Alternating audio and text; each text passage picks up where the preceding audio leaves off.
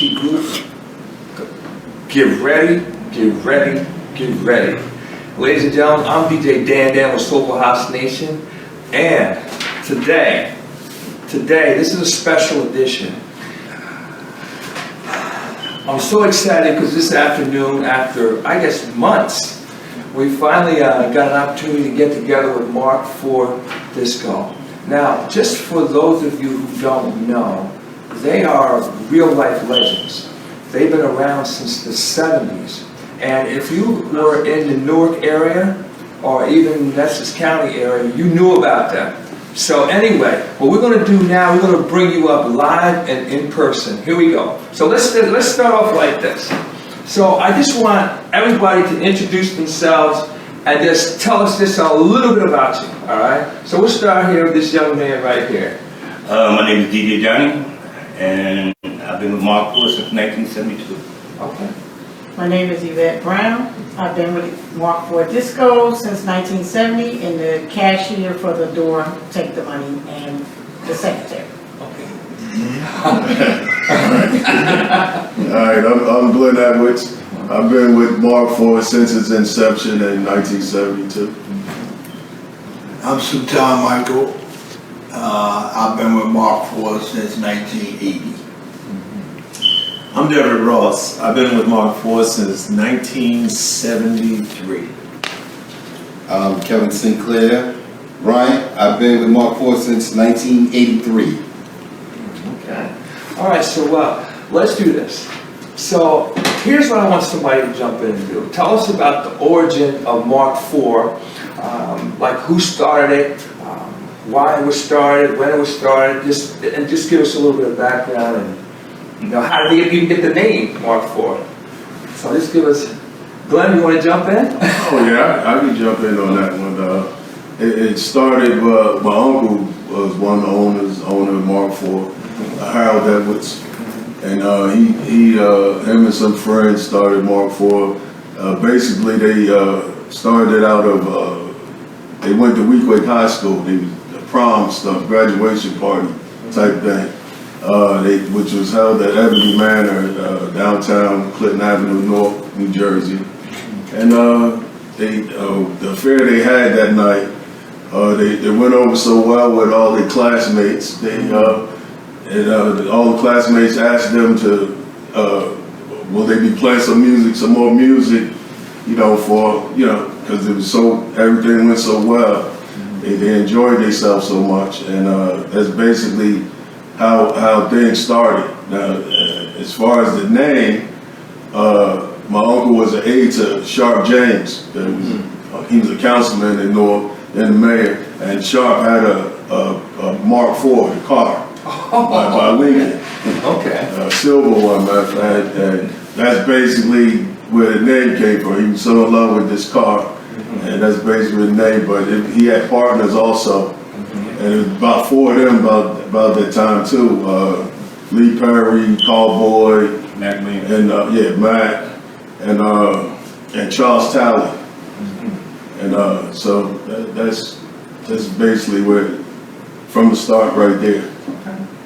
Now, so a lot of crews got together, a lot of groups got together, and they might have done one or two things, they kind of fizzled out, but they never grew to the level that you guys grew. Why do you think your group grew like that, and what's your thoughts on that?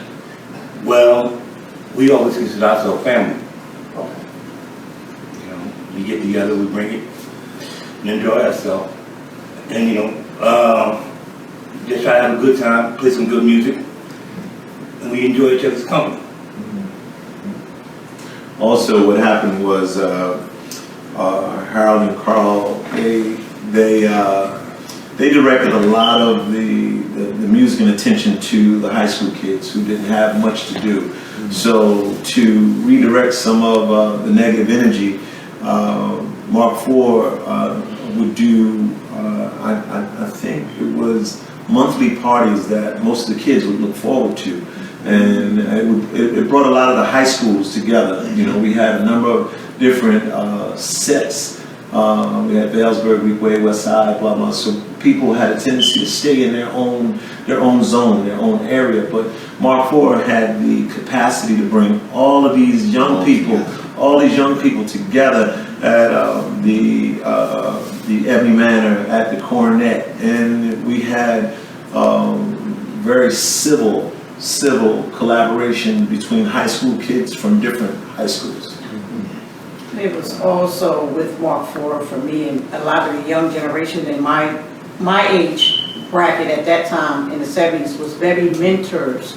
They was able to, we can go to them with problems, they would help us and guide us through different things. It was school, jobs, or everything. So a lot of us, they had a lot of connection with the youths and everybody through the projects, through the housing properties. They did stuff to bring the people together, to be celebrating a lot of things.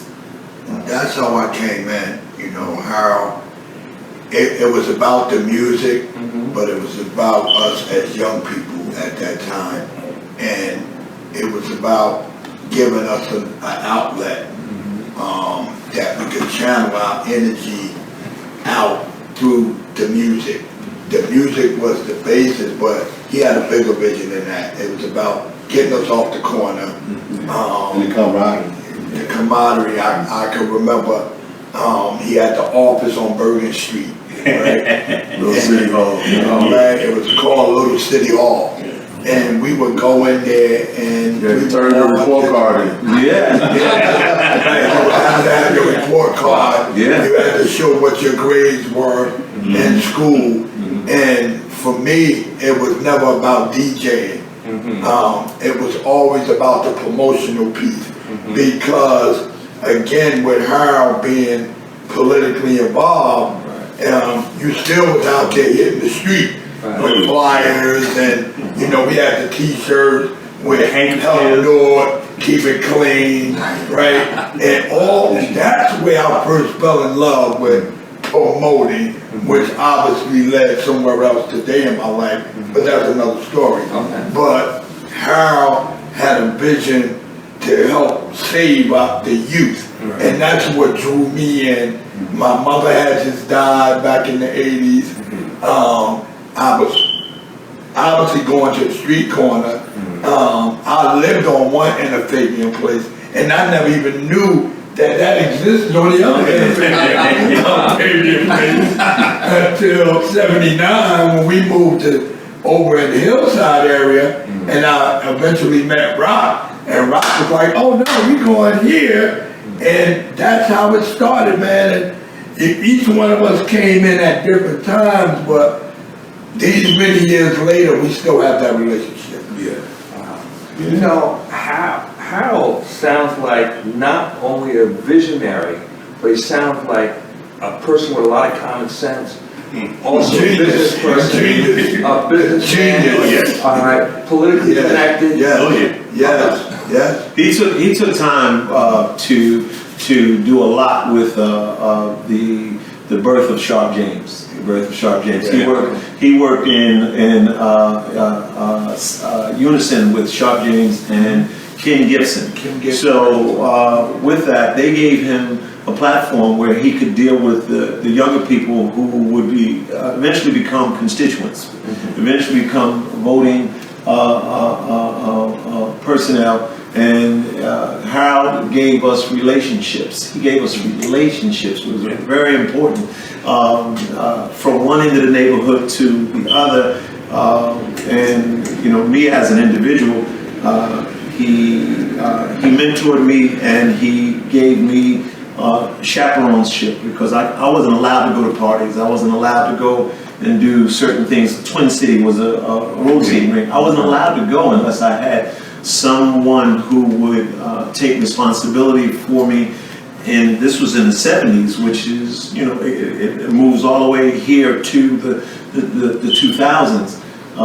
But his political platform put a lot of young people in the window of no. You got to know what's going on. So let me just ask one other question that I got so much stuff I want to ask you here. Okay, so like you guys worked with Harold personally. Okay, so from your perspective, Okay, I understand the political list and all that hocus pocus. But, as working with him personally, what drove him to do this? He cared. Kindness out of his heart. He cared. He cared. And kids got a flock to him. Yeah, he cared. The kids. He was like He was the like candy all grew up man. on his wing. Yeah, the candy man. He cared about us.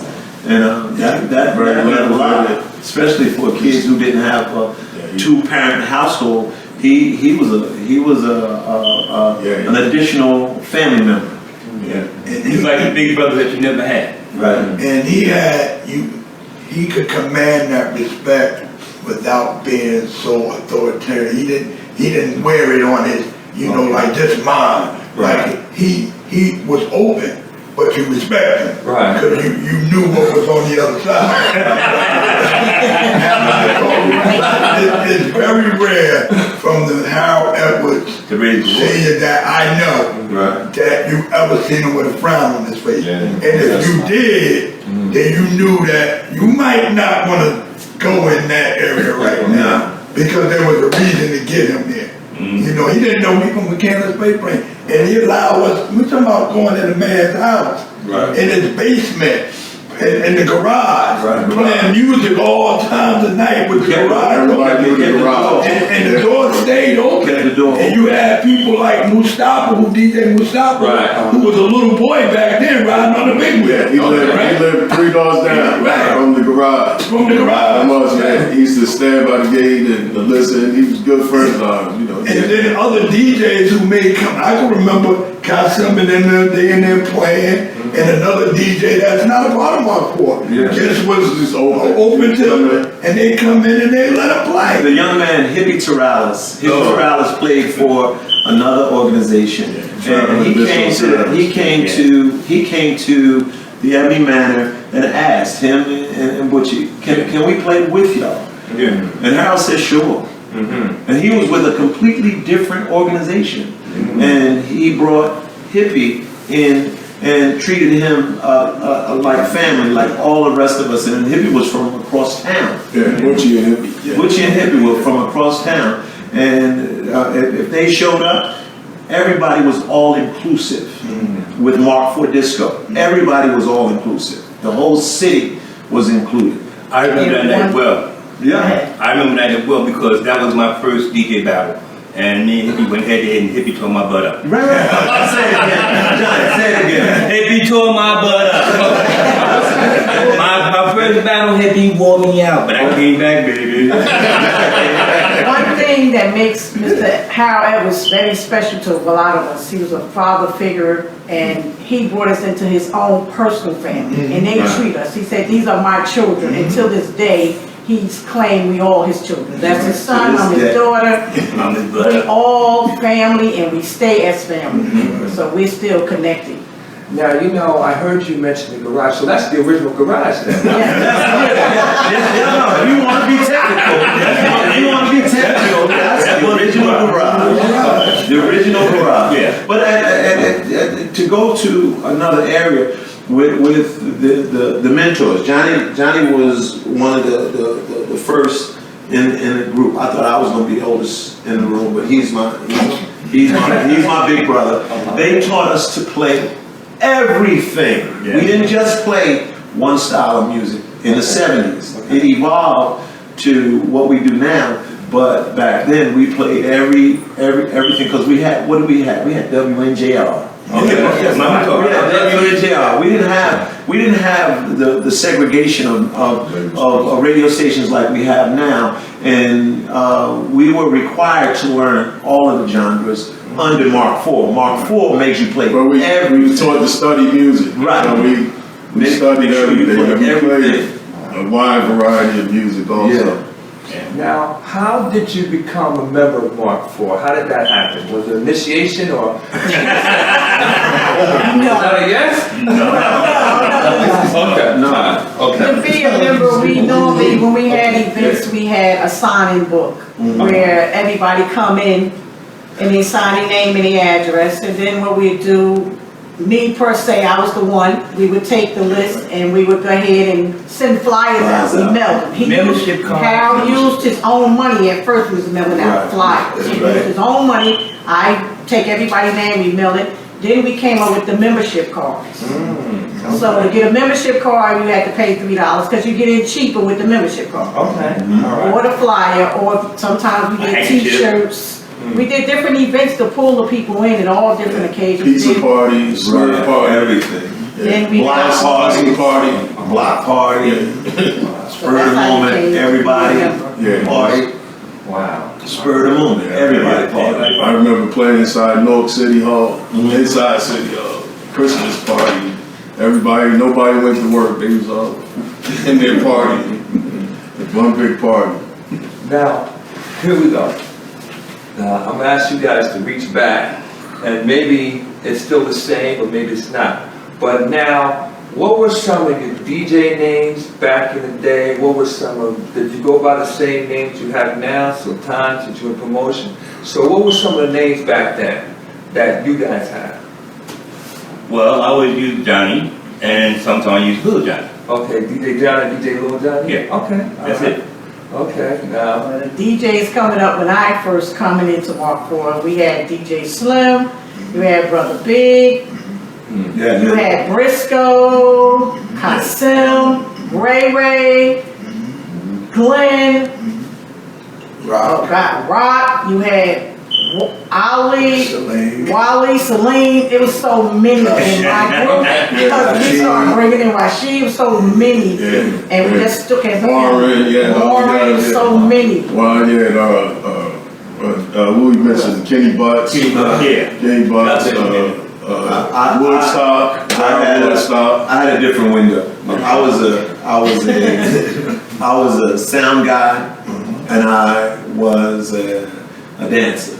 I taught people line dances. We did the bus stop and all of that. That's right. And then after time went over, they didn't know that I played.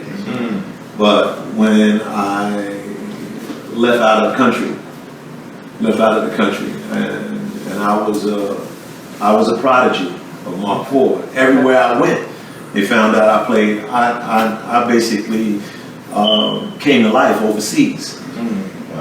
Came to life overseas, and with that, I did Japan, I did Spain, I did Hawaii, I did Australia, I did Africa. I traveled, and my life came together after I left New Jersey. I could play when I was here, but because I had to play behind Johnny, I had to play behind Slim, I had to play behind Briscoe, and all of the other guys who were seniors to me. I had to carry records. okay. Everybody started that way. I had to carry Picking up equipment, I had to carrying records. I had to set up equipment. I had to get That's out. everybody. I had to get out and pay your dues. and do the line dances. Teach them how to bust stop. Teach them, go and talk. Pull these people out of the chairs. Mark IV Disco was an interactive DJ all the operation. DJs. All the DJs We not DJing, we out dancing with everybody. dancing, picking like, hey, T, come on out here and dance with me because you haven't gotten up all night. Yeah. But because we from Mark IV, you gonna dance with me. Come on out. Take that tambourine for me. Whistles. Well, can we get a demo? Well, we don't want to forget Lucky, Lil Lucky, yeah. and Penny PJ Jones. Yeah, Penny. First females, and Mark IV DJ, with us. I'm sure it was other females out there in the 70s also, but in the 70s, those two young ladies was with us doing what they See, did. my story was a little different because I always was the little guy. They wasn't letting me DJ at all anyway. I wouldn't get it done. So that's why I had to go to promotion, which again turned out to work for me. Now, you mentioned promotion. Let's kind of like piggyback off that. Back then, there was no social media. No. We did. So let's talk about marketing from back in the day. We had boots on the ground. Boots was on the Broad ground. Market, Broad Market. stand outside the high schools with flyers. Wherever we needed to go, we got it in. Yeah. Walked- Dropped off in the van. And we walked from block to block. Yeah. Block to block, putting flyers, giving people. Put them on cars. Now, Put posters up. Yeah, we used to put a lot of posters up. A lot of posters. A lot of- now, were you promoting parties or were you promoting Mark IV? Or what was going on with the Combination of both. Mark 40 We did a events. combination of both. What kind of events did you guys do back then? Oh, man. Okay. How often too? Most of it would accommodate on the halls. That when we could bring all of the school kids together, those were the big parties. When we did block parties and little small parties here and there, there were little section parties that we would just spur up. But the big things with the street teams was getting all of the schools together. So we had to go out and do the posters and hand out flyers back then. And then the mayor's picnic, the mayor Right. Gibson started picnic, that was a big thing, because that Mark IV was the only one playing. Only one. That changed up a lot behind the fact that now we're doing catered parties and stuff. Right. Okay, so A different generation. all right, so let me see if I got this. So in the beginning, you guys started with doing like high school parties, and that was your audience in the beginning. And then after a while, it seems like you're saying to me, Right. you start branching out to other stuff. Right? Absolutely. Okay, so now here's my question. Let me ask this question, Kevin.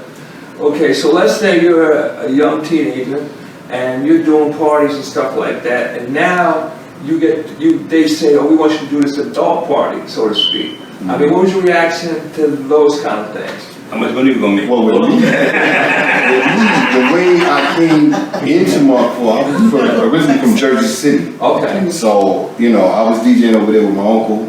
I started when I was 14 in school. We made our own little stuff up, had our own little crew. And I went to Fairleigh Dickinson, and I met Glenn's cousin. Oh, okay. And we had we started seeing each other. And then I got introduced to Harold, got introduced to Glenn, and she said, my cousin plays music. Once I got introduced to Glenn, I walked in his house and went in Hansberry's basement. Okay. And I seen walls of records. I didn't want to leave. And I basically didn't.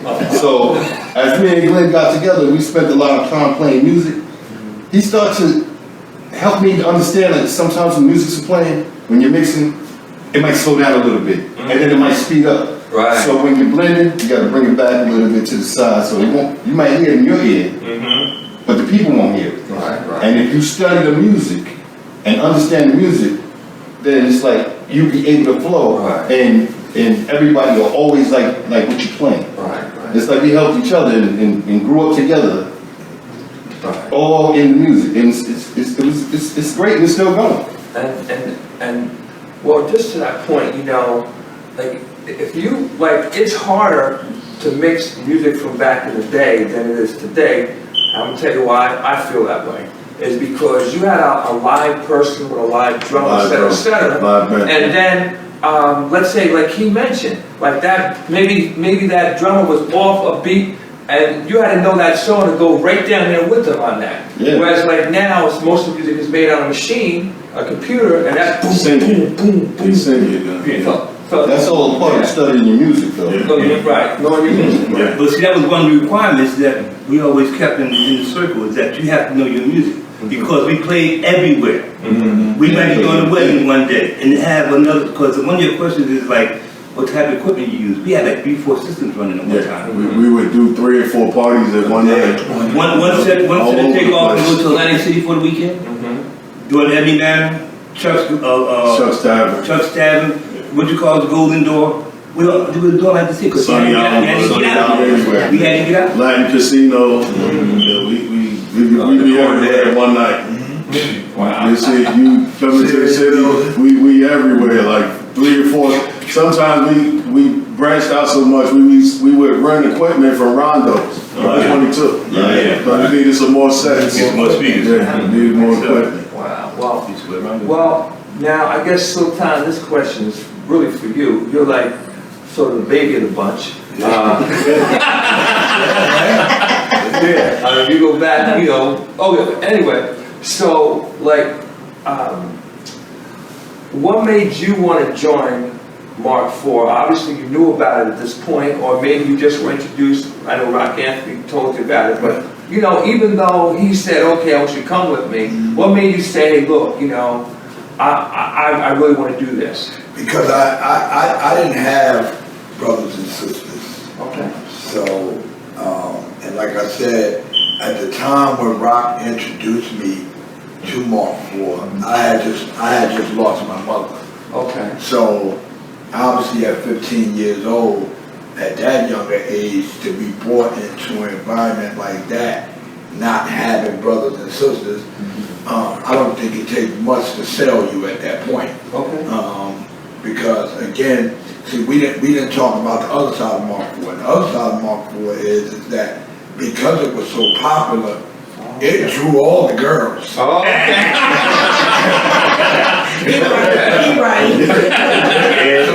So again, to walk to this man's garage, see all these pretty yellow women, a few brown, but mostly yellow. You know, that drew me. And even going on Bergen Street to the office, again, it was never just all boys or all men. It was always outweighed because there was just as many girls.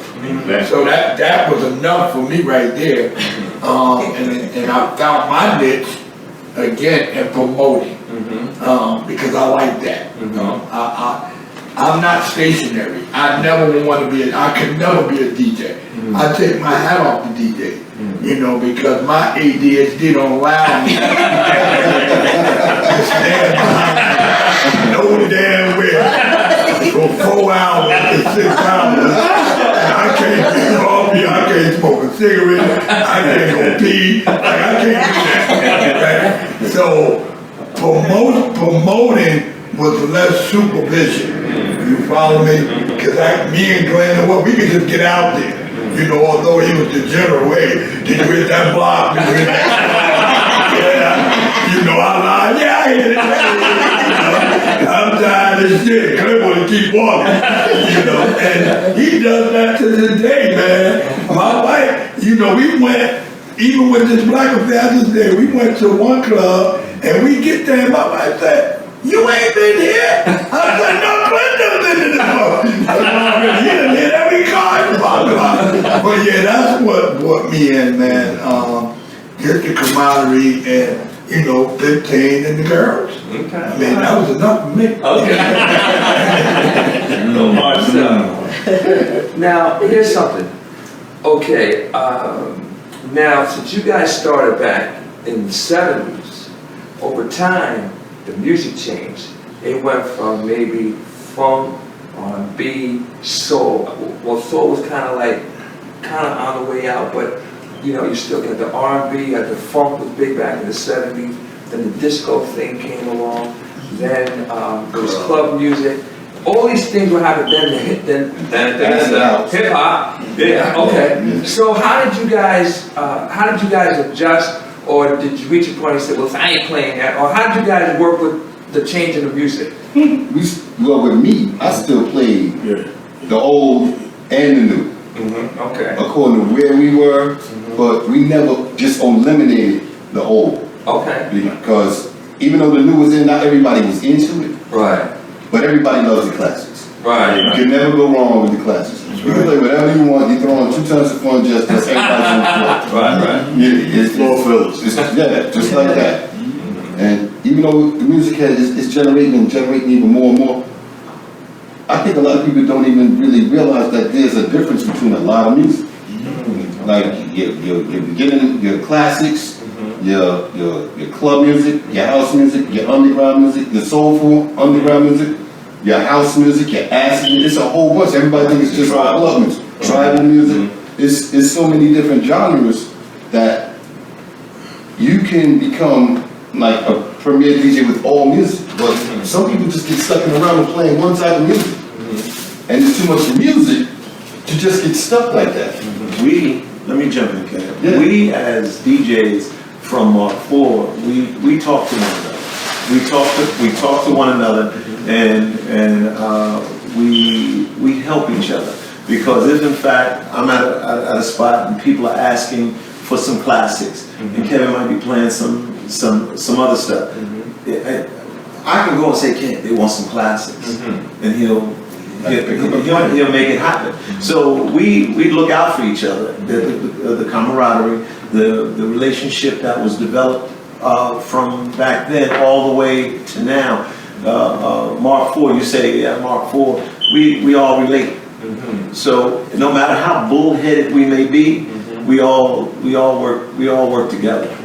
This is something, I remember I was playing in Marlowe's, and Ross was standing next to me. He was talking to me about DJing. I said, yeah, and I'm down with Mark IV and everything. He never said he was down with Mark IV, and I never really met Ross. I may have seen him like spurts, but he never said anything. So I didn't think nothing of it. So so at that time I wasn't thinking nothing of it. So when I seen him again, it's like we just fell right in. And he never questioned me. Never asked if I was lying, and I never questioned anything. And when we came back together in a Mark IV environment, it's like, oh wow, I didn't know he was part of Mark IV either. There's so many.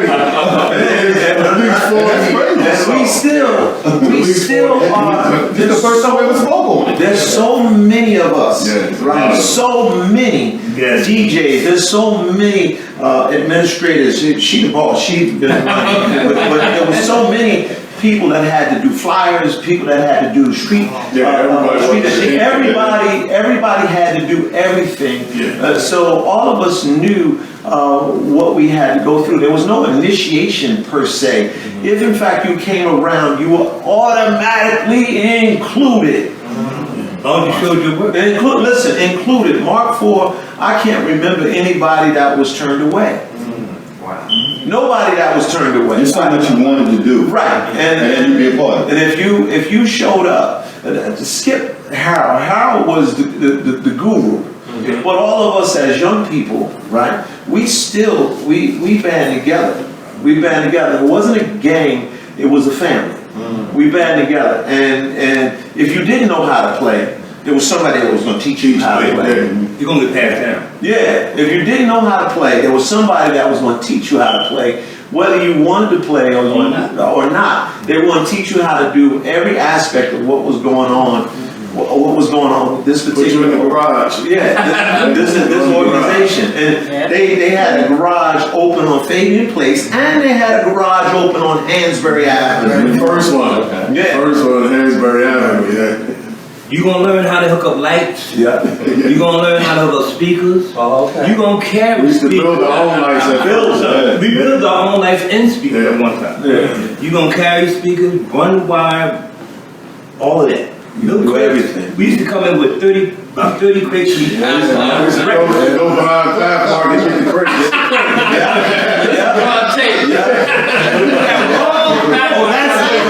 That's where they went. That's when they went. But they used to give them to us too. Now. Yeah, they did give them to us. But you want to work. You know, so if you want to get in, if you really want to get in and be a part of the organization, there was no closed door. That's right, no closed doors. Females carry crates, help carry speakers, help wrap them wires up at the end. We had to take that stuff down there and help put it up. All right. And let's page up to 2019, right? 2019, when a person, as Kevin said, a person says, I'm Mark IV, it means something. In 2019, you say Mark IV. In 2019, it means something. It makes you a part of something. Makes me feel good 47 years, baby. Yeah. Wow. Okay, watch this. This is what I want to do here. This is called like name that tune, so to speak. Okay, so I want you to go back in the day, and here's what I want to hear each one of you say. Now, for the ones who are not DJs, then what I want you to do is just think of what that song. Okay, so the DJs, what was your go-to song back in the day? What was your go-to song? Let's start with Kevin. Your go-to song. What was your number one song that you wanted to hear or dance or said, okay. So One of the songs, Love Thing, First Choice. Okay, First Choice. I used to love that song, Good Times. Hey, Good Times. I used to like Okay. mix those together and loves the message. So that was like my little set I used to start off with. Okay. How about you? What was your go-to? Go-to was You Know How to Love Me. Yeah, You Know How to Love Me. Phyllis Hyman. Or the real go-to was Martin Circus. Oh! Man.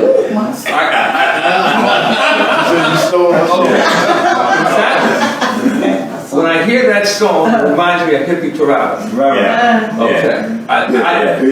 There was nobody who could play that song like him. Anyway. I remember him playing it at Ebony Man. Yeah. And he would actually come up because he was always in the basement there. Down at Ebony Man. By the way, if you have And time, actually came. I have a Hippie Torales story if I have time. All right. Okay. Sultan. Yeah, I got a few. Sultan, what's the number one song you wanted to hear? Music is my way. All right. Okay. Yeah, that was my story. Okay. I used to like a lot of things from T Connection. Oh, sure. Like at midnight, Saturday night. You know, do what you want to do. I had a little thing with them. I like them. I like that midnight a lot. Okay. Bang. How about you? I have to go, he took my song, was Martin Circus, because I like to see them do the hustle off of it. Oh, okay. Do the hustle good off that record. Whenever it was a party, they play it, I'm right there looking at the hustle people. How about you, John? One of my favorite go-to songs was "Who Is He and What Is He to You." Oh, Creative Stories. I used to always take a little bit of Richard Pryor. Okay. Oh, okay. And so when I first came up here, we had the bass line together, and they used to love it. And what was the other one? Dan Hartman. Okay. Instant Replay. And Okay. up in that area. Yeah. Up in that. When you finish with Johnny. Yeah, well, they still play Relight My Fire all the time. I forget about it. Store floor still goes crazy with that. It's one song that when I got with Glenn in 1-4 that he used to play, and I never really heard it, was Tree. When you start playing the record, man, I just couldn't stop playing. I'm getting ready to kill him. Okay. The two hottest songs was Going Back to My Roots. Yeah. And to close out the party was It Ain't No Big Thing. Right, always. Guaranteed that if you put on Going Back to My Roots, people will be getting drinks. And they'd get out of line and come to the dance floor. Right? And then at the end of the night, if you throw on It Ain't No Big Thing, the security is trying to put people out and they won't leave. And they won't leave. Wow. Yeah. It ain't no big thing. And nobody would be moving towards the door. Nobody. Now you can't forget about My Love Is Free. Okay. Oh yeah. You know, that was major. That was Yeah. They remember we had Double Exposure when that came out. That was the Terrorists. Yeah, the time. We had one of the Terrorist balls. Oh, my God. When those songs first came out. Yeah. I remember my uncle going over to pick them up in Philadelphia. Yeah. Bring them over. I didn't even go back as far as like that was like maybe in the 80s or mid 80s, right? Yeah. Right. Okay. I remember doing shows with the Moments, the Whatnots, Okay. down at the Terrace Ballroom, Okay. New Magic, Jimmy Briscoe and Jimmy Little Eagles. Briscoe, He brought them to the Terrorist Ball. what was his name? Teddy Powell. Teddy Powell had contracted us to do a bunch, play music behind these shows and intermissions and stuff like that. We had one with the rap, because we did Curtis Blow. Curtis Blow. Curtis Blow. Yeah, but Coronet. Yeah. And Docs, so we did Docs every Friday. We had Young And Sugar Hill. Loose Joints. We did Did Sugar Hill too. I gotta tell you my Hippie Torales story. Since you brought that up. So, all right, Sugar Hill Gang. Remember, obviously, Rapper's Delight. Yeah. So, I'm watching Hippie Torales play. Now, what I didn't understand at the time is he had a Richard Long sound system. Of course. And he had, and he had the three-way, so you do drop out a bit. So, cross the drop. So, Hippie Torales drops out all the bass and the mids, and he goes, now, I figured I'm gonna go home and try that. Don't try this at home. So I had a friend's sound system. He had a Yamaha, I'll never forget. And I put the song on, and I tried that. Next thing I know it was quiet. I blew out his speakers. I blew him out. Right. So Hippie Torales cost me $250 to get that straight now. But I told him, so we had a little laugh about it. But anyway, that's my Hippie Torales story there. I remember we used to go over to Branch Brook, ice skating rink. Butchie and Hippie was regular DJs there. And because we actually met them over at Baxter Terrace Projects. They walked up to us and let us know that they were DJs, and so we put them on the set, and that's all that formulated with them back then. Just so you know, Hippie Terrace was actually the first DJ that ever played Zanzibar. Him and Gerald. Yeah. Him and Gerald. Gerald Rooney. Gerald Rooney, Yes. Gerald Rooney. Well, that's when it was called Zanzibar, but when it was called... No, we're going to go back further than that. Holiday Inn. The Grand Ballroom. Parties there.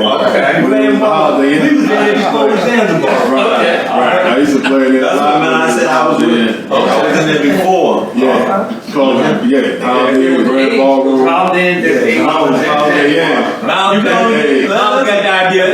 You could only get 8 people in the pool. You could only get 8 people in the pool. Yeah, like an oversized jacuzzi. Jacuzzi. Oversized jacuzzi. Well, let's talk about the outfits back then. The hairstyles. Stop it, boy.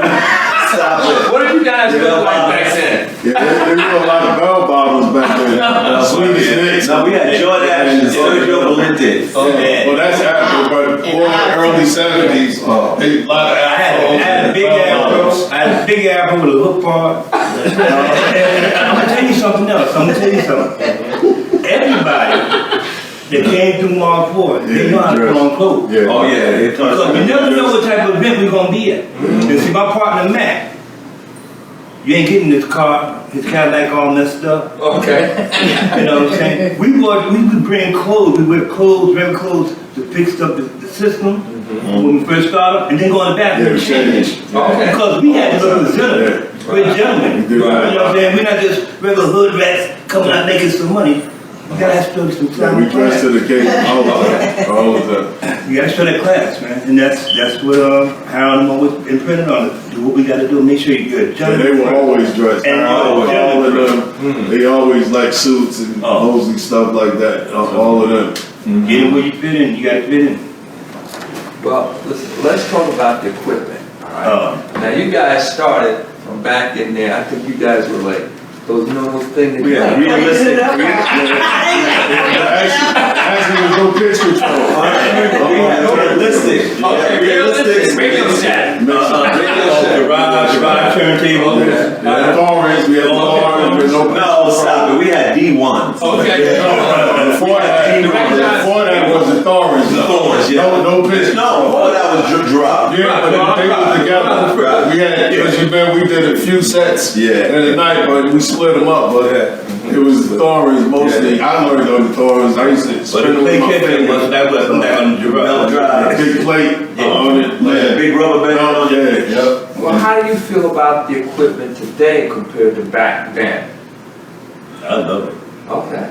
And who went kicking and screaming to the next level? So from vinyl to CDs, and then they had DATs, they had all kinds, reel to reel, and then now today, DJs show up with flash drives compared to MacBook. How do you guys feel about that, having come from that whole?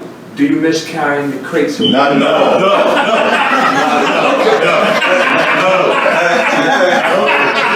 everybody talk about My whole party. This is my whole party. Okay. Whole party. Let me do this. We went from belt drive turntables all the way to digital MP3. We're on a thumb drive. The new thing is record box, where you can queue up and put all your stuff in order, all your crates and everything on one little thumb drive, and you can travel from here to the moon. Right. And when you get there, all of your music and everything that you need is queued up and set just where you want it to be. All your drops, everything you can play on a Martian system. Based on the record box. You can play on a Martian system, and everything that you sat in the house and did is in order. Okay. Now, the transition from vinyl to this digital window it opened the market up for more people to actually become DJs, but they're trying to revert back to vinyl now, which is a telltale sign of what your true skills are. Because if you're a real DJ, you can play on anything. You can, but more specifically, if you're a real DJ, you can play on vinyl. On vinyl. Now, the guys who are in the digital world can do wonderful things. You can do real-time edits. You can do spectacular production right there sitting in your home. We used to have to go home with a splice file and a reel-to-reel, and you had to go through the process of knowing where to cut it, move it, blah, blah. That's that hippie Turalis window, blah, blah, that we forgot a guy, Camacho. You know, these guys who had to play on vinyl were the elite. The elite. What we do now is status quo. We do pretty decent with our production situations, but I just say that Mark IV started out on vinyl, and 90% of the Mark IV DJs can play vinyl.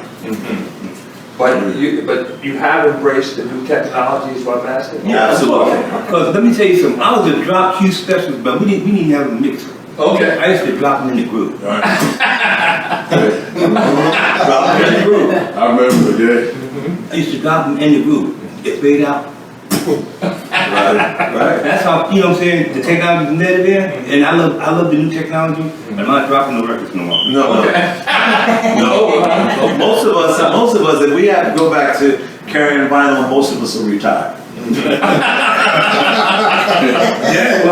we have to go back to carrying vinyl, most of us, nobody's going to do that. We have to get somebody to carry it for us. Yeah, You know what I'm I'm telling saying? you. And same way we did before, like, Yeah, they wait outside when we pull up, and they would bring equipment. That was their freeway into the party. And they be out. A lot of people be out there waiting to carry equipment. And they cut some of them off. I hated carrying the equipment. Everybody wants to carry. No, at the end of the night. Yeah. The end of the night. They still do that at the end of the night too. The DJs would leave, Right. and my silly butt would be sitting there breaking down equipment and carrying crates. I was that guy. So I didn't get the Hollywood stardom in the 70s, but I had to pay my dues, and it was wonderful. I remember I tried to take the albums out and just carry that. He said, I'm just going to carry the jacket. Yo, put them damn albums back in there and carry the crate. Because they were numbered. He was categorized. You just messed up my, you messed up my order. I'm gonna carry a few albums out there. And another thing, back in the day, we used to take the labels off records and put numbers on them. Okay. If all of us would do what we do while we home, we would take our labels off and put numbers on records. Black it out. Black it out with a magic Something that's real hot. Because a lot of people always want asking you what you playing, and they come up looking over your shoulders. Yeah, but we share music together. Well, but you know what? Back then, there was no Shazam. No. Back then, if you didn't have the song, you just didn't have the song. It started out with Napster. Yeah. That's going back to what I'm saying. But back then, you couldn't be on the spot. I remember I was doing this party. It was a class reunion for the class of 1964 in Halen, from Manchester. And this guy came over and asked me for this nondescript song I'd never heard of. But he said, every time I go to a party, no DJ ever has it. And I said, well, neither do I. But what I did was I said, well, let me look. So I just went online, looked it up, put the Amazon, downloaded it, boom, played it. I put it on. He said, man, I never had it before. Give me $20. Yeah. Anyway, but those days, let me ask you this, Sultan, I guess this is a question I need to ask you, and I want to come back to because you're the baby of the bunch here, and I'll come back to you. Would you say, tell us what it was like, and what did this thing teach you about the entertainment business, being involved in that? It taught me a lot. It set the structure. You know, where I'm at today, you know, most people think I just started. Like I just popped out of somewhere and just got lucky to have a successful event. But what they don't know is that Mark IV laid the foundation, and as I got older, I learned how to put my own twist to what I've already known to be more effective at what I do. It played a big part in it. Now, here's my question to everybody else, and you can jump in too. What would you say, what impact has Mark IV had on you individually, and what would you say was the biggest lesson you learned from being with him? Well, I'll start. Mark IV made a big impact on me as a teenager. A single family, my mom, and Harold made a big impression, and along with the rest of the family, his mom, his sisters and them, and things I needed, or other staff members. Karen Hilliard, she got to be real close, like a godmother to me, helped guide me to the way I am now, to teach me to be the proper adult, to know how to handle things, to know how to present myself at certain places, or how to talk to people. So it learned a lot. It helped me daily, and to this day, I can go to any one of those individuals if I need help or assistance. Hal is a father to me, not a mentor or anything. I'm his daughter, and his family takes to that. This is my little brother. He has no siblings. He treats me as his big sister. We have the utmost respect. I'm in love with Mark IV Disco to the day I die. And for deep life, baby. Yeah, we say that all the time. Yeah, that's our little slogan. How about the rest of you? Any thoughts? Wow. I'll kick one out. My four brothers, Hal Edwards, Leon Perry, Carl Boyd, and Mac Williams. They taught me how to be a gentleman. Okay. Taught me how to hook up sound equipment. Well, I've had a little skills, but they took my skills to another level. And I'm happy, I'm very proud to say that I'm a part of Mark IV because of them. Because they were definitely gentlemen. And they were about making money, that I made some money. I learned how to make money, because some people don't know how to make money. They got to do things, but make money legally. Okay, right. Make money legally, and have a good time making it. That was the little kid. We partied and made money. And who don't want to party and make money? No. Okay. And that's for me. I tell y'all, when I was DJ, I was like basically DJing with myself, and when me and Glenn got together, I started going to parties with Slim, with DJ Slim. And I used to watch how Slim used to do the music and watch how the people respond. And that kind of like gave me a different motion, even though I was a DJ and I could still do that. He just did it in such a way that just used to mesmerize me sometimes. And he didn't really say, do this, do that, do that, this. That's cool though. And I'm like, okay, all right, yeah, it works. And you know, that used to give me a good feeling. And I came in knowing Glenn, met Slim throughout on him, and me and Slim was like partners, and was never no questions. It's like everybody knew each other for all their lives whenever you came in, and it was always cool. I'm gonna be critical. In 2019, Harold took time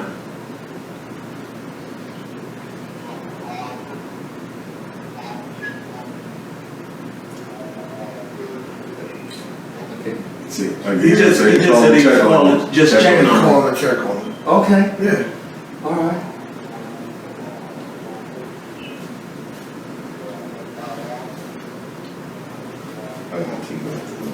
What's my point? It's 2019. Right. I'm 60 years old. He's calling to check on me. I'm gonna do it one more time. Okay. It's 2019. He met me when I was 13. 47 years later. 47. 47 years later. And he called me for no reason. I'm just calling to check on him. At 60, he called me. 47 years later, this man is still looking out for me. This right here on the phone, it's a world of love. A world of love. It's the guy we talking about. Right. The guy we talking about. He called me in 2019 just to check on me. Just say, hey man, you okay? I just want to check on you. No emergency, no nothing. I just want to check on you. Blah, blah, this, that, and the other. 47 years later, he's still doing what he did back then. Yeah. He changed my whole life, because if in fact it wasn't for him, I might have had no freedom. I might have had no freedom. He was a chaperone. Chaperone for me, and he took me to places and he brought me home. And I know with me, one of the greatest things I experience is no matter what I do, and I go back on Facebook the next day for whether I just completed my festival or I did just like the event last week, right? Sunday morning, me and my wife in the hotel, and I'm on Facebook, because obviously I want to see what the reviews were, but to always see right there how Edward Sr. Click like. He ain't gonna comment. He ain't gonna say shit. He ain't gonna say nothing. But he gonna click that thumbs up button. Right? And I tell my wife, I said, look at this. This is what he do. Right? At every event that I do, there's a like button from her. Mark IV made you feel cared about. And that's what I like the most. And the day we still, like Glenn, right? This year has been a great experience. I've done 8 events this year. He's played with me or been by me with all of them, right? Unconditionally, right? Glenn, here you go. How much I owe you? Hey, give me what you want. Give me. You understand what I'm saying? I just want to see you continue winning. To win. That's all I want to do. To win. Right? Give me something. We did August. What we did September, right? You was there, right? I'm going to pay everybody, remember? Ain't no damn Glenn. Where's Glenn? Glenn gone. But he did what he came to do and left.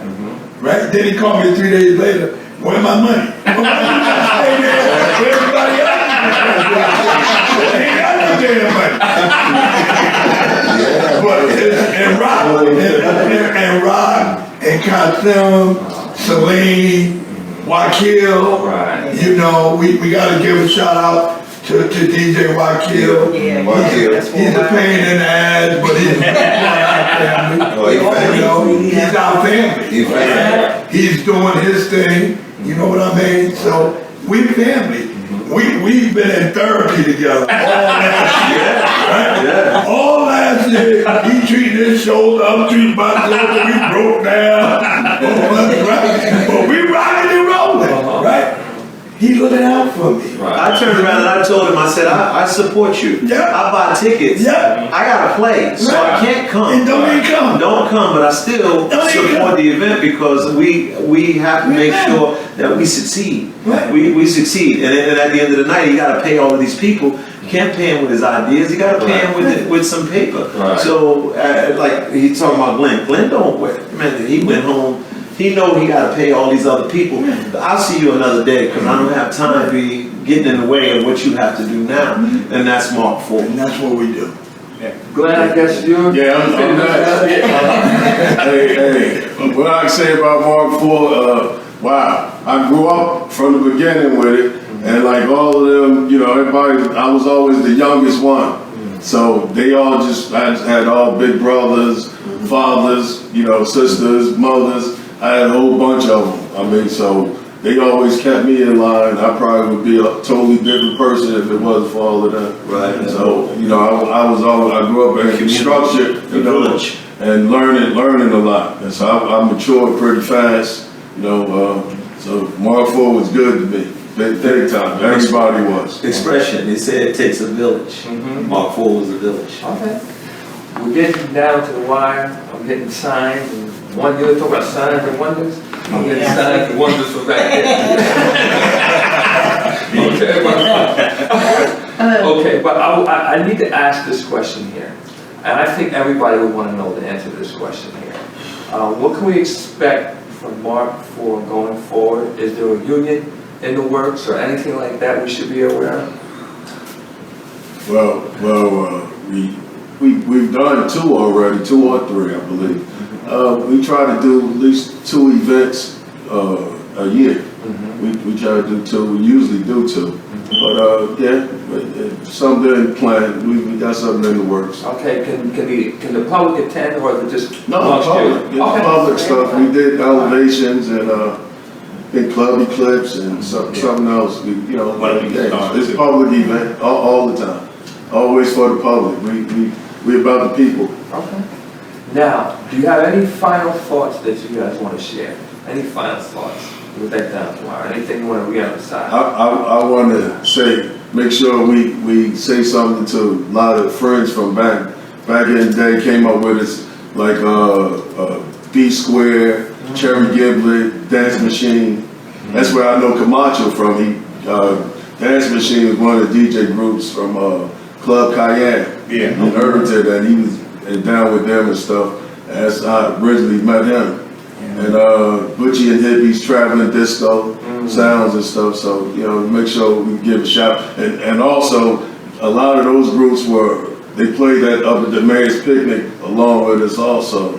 So, B Square and them. So, just want to give a shout out to those guys. Yeah, Gentleman Leisure also.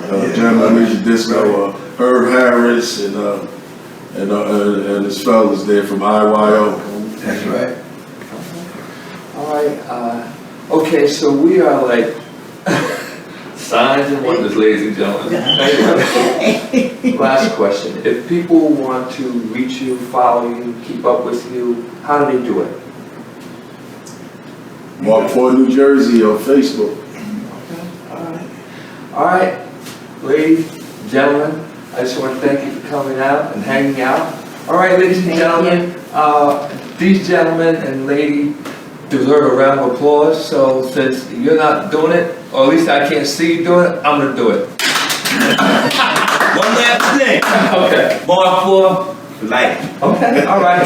Ladies and gentlemen, I just want to do a couple of things. We're obviously going to repost this, but it's going to go up on YouTube. You're going to be able to see it there forever. Also, too, what I would like to share with you is that we have a couple of things going on. I want to ask you to join our Facebook page and our Facebook group. That's Soulful House Nation and the Soulful House Nation group.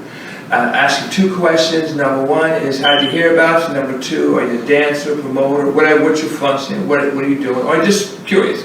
And then, of course, we have a website, www.soulfulhousenation.com. We ask you to join that. And then we have a YouTube channel, Soulful House Nation. And we have an Instagram, Soulful House Nation. All right, ladies and gentlemen, I'm DJ Dan with Soulful House Nation. We'll be actually back tomorrow. We're going to have DJ Divine out of Atlanta. We're going to interview him tomorrow between 1 and 3. We do the Shazam Free Zone, where we play mostly new music, a lot of new music, and we tell you what the name of the song is. All right, I'm DJ Dan with Soulful House Nation. Get ready, get ready, get ready.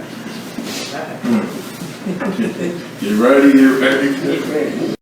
Get ready, get ready, get ready. This is DJ Dan with Soulful House Nation. When you want to know what's going on in the Soulful House community, listen to Soulful House Nation. And now it's time to subscribe. Push that button. Get ready, get ready, get ready.